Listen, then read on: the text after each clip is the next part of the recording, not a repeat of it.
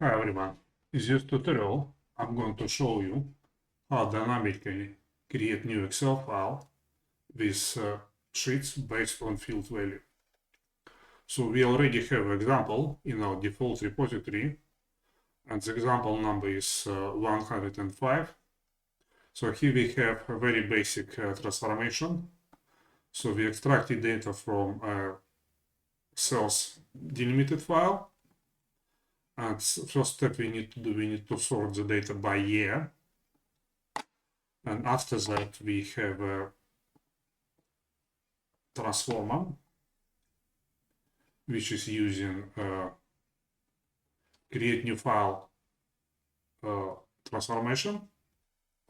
And it will save the year into this variable. And later we use it in our sheet name.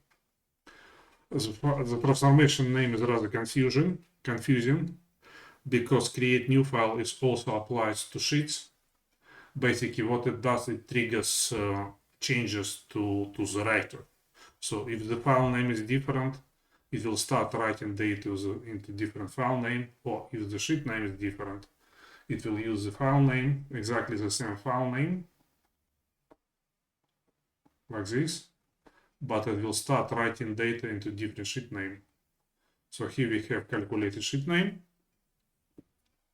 Let me just run it and you will see what I mean. So we run it and let me show you the resulting Excel file. Oh, sorry.